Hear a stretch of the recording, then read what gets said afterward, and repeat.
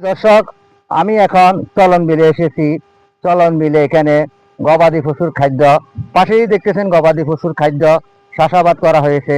আপনি ইচ্ছা করলে আপনি যদি 20টা 30টা 40টা গবাদি পশু মানে গরু বা ছাগল পালন করেন, অবশ্যই আপনি এইভাবে ঘাসের চাষাবাদ করে আপনি পালন করতে পারবেন, অনায়াসে আপনি পালতে পারবেন। তাহলে চলুন আমরা এক নজরে দেখে আসি। এখানে গবাদি পশুর খাদ্য চাষাবাদ করা হয়েছে। এই খাদ্য আপনার গরুকে খাওয়াবে, তারা ছাগল ভেড়াকে খাওয়াবে, কারণ এগুলা এক সাইড ধরে কাটতে কাটতে আরেক সাইডে উঠে যাবে।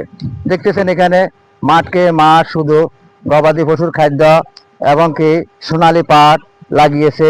দেখতেছেন এখানে আকাশে কালো মেঘ জমেছে, তবুও কিন্তু আমি ভিডিও তৈরি করার জন্য চলে আসছি।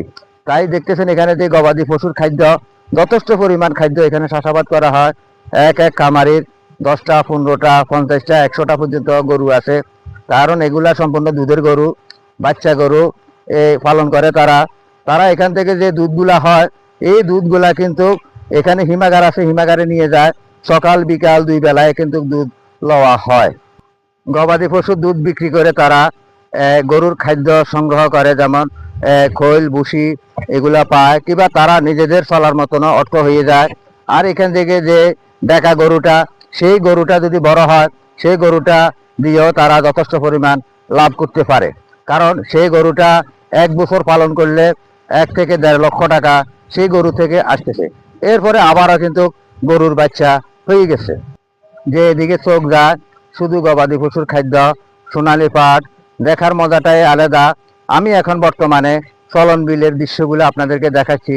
আপনাদেরকে আমি সব সময় কৃষিভিত্তিক ভিডিও দিয়ে থাকি। আসুন না, আমরা ঘরে বসে না থেকে আমরা 210টা দিয়ে শুরু করে দিই। 10টা গরুর টাকা যদি না থাকে, আপনি 2টা দিয়ে শুরু করুন।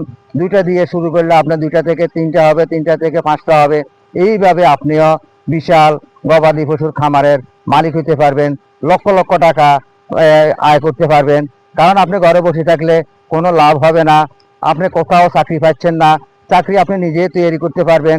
আমার পাশে যারা এখানে গবাদি পশুর খাদ্য চাষাবাদ করেছে, তাদের এক একজনের 20 থেকে 30টা 50টা 100টা পর্যন্ত গরু আছে, বড় বড় গরু, কিংবা তারা ছাগল ভেড়া পালন করে।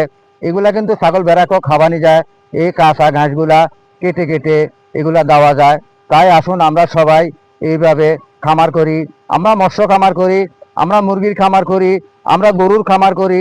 আমরা সকল খামারের মাধ্যমে আমরা অবশ্যই লাভবান হতে পারবো।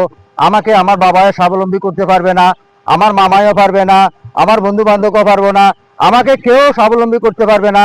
আমি যেখানে পা পিছলে পড়বো, সেখান থেকে আমাকে উঠে দাঁড়াইতে হবে। তাই আসুন আমরা ভাবনা ছেড়ে দিয়ে আমরা একটা থেকে শুরু করব। আমরা সবাই মিলে গবাদি পশু পালন করি, মৎস্য খামার করি, মুরগির খামার করি। আমরা যেন এই নতুন বাংলাকে যেন একটা স্মার্ট কৃষিতে পরিণত করতে পারি। সকল বন্ধুকে আমার আন্তরিক ভালোবাসা, প্রাণ ঢালা অভিনন্দন জানাচ্ছি। প্রিয় বন্ধুগণ, আপনি যদি ইউটিউব চ্যানেলে আমাকে নতুন দেখে থাকেন, সাবস্ক্রাইব না করে থাকলে অবশ্যই সাবস্ক্রাইব করে থাকবেন। ফেসবুক পেজে যদি আপনি ফলো না দিয়ে থাকেন, তাহলে অবশ্যই ফলো দিবেন। সকল বন্ধুদেরকে আন্তরিক ভালোবাসা, প্রাণ ঢালা অভিনন্দন জানিয়ে আমি এখান থেকে বিদায় নিচ্ছি। আসসালামু আলাইকুম ওয়া রাহমাতুল্লাহি ওয়া বারাকাতুহু।